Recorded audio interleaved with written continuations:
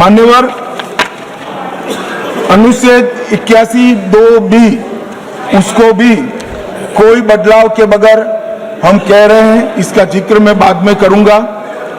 अनुच्छेद 81(3) में जनसंख्या को नवीन जनगणना के अनुसार परिभाषित करने का जो है, उसमें हम प्रोविजो क्लॉज लगाते हैं और इसको समाप्त करते हैं।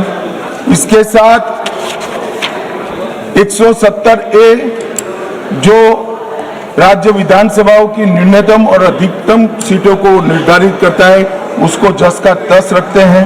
170(2) समानता के सिद्धांत राज्य विधानसभा निर्वाचन क्षेत्रों में जो है, इसके अंदर हम बदलाव करते हैं और ये सारे बदलावों का मूल उद्देश्य है कि 50% सीटें हर विधानमंडल और संसद में बढ़ाकर माताओं बहनों को 33% आरक्षण दिया जाएगा।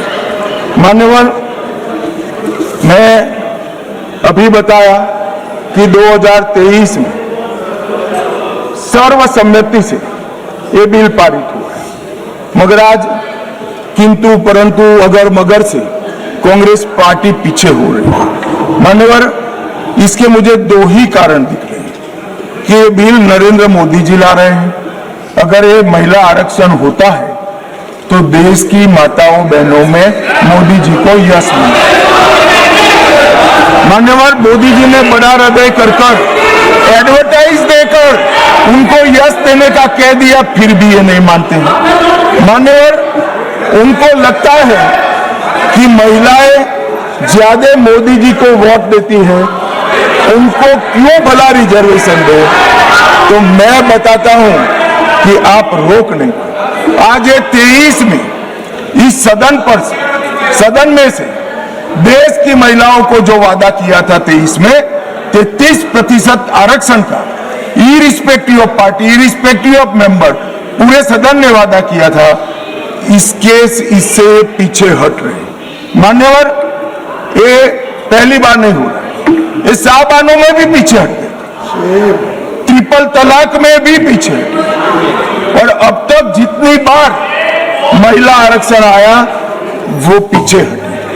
मान्यवर, मैं अभी भी, हमारे नेता ने तो कहा कि भाई अंतरात्मा की आवाज से वोट करिए।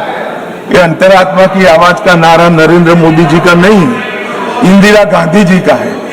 मगर मोदी जी को थोड़ा समझ फेर हो गया। उस वक्त विरोध पक्ष में अटल जी, अडवाणी जी थे। यहाँ आत्मा ही नदारद है, अंतरात्मा कहां से जाना। मान्यवर, ये रूथलेस पॉलिटिक्स करते, महिलाओं को आरक्षण मिलेगा, इसका यश किसको मिलेगा, इसके लिए आप महिलाओं का आरक्षण लटका रहे हो। चुनाव में जहां जहां जाओगे, इस देश की महिलाओं का आक्रोश आपको सहन करना पड़ेगा, फेस करना पड़ेगा और रास्ता भी लेगा। मान्यवर, मैं, आप इस सदन के कस्टोडियन हो, अभिभावक हो।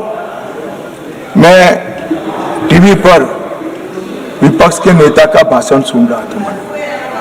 आपकी जिम्मेदारी है कि ये सदन की गरिमा पूरे देश में और विश्व में बनी रहे।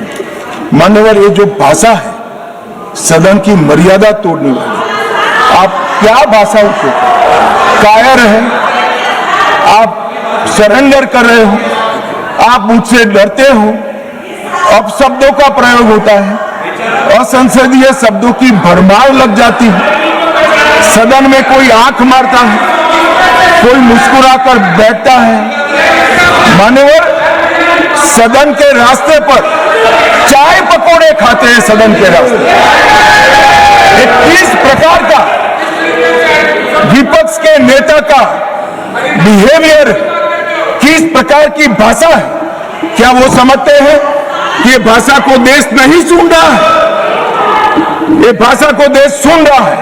आपकी और आपकी पार्टी दोनों का परिचय देश को हो रहा है।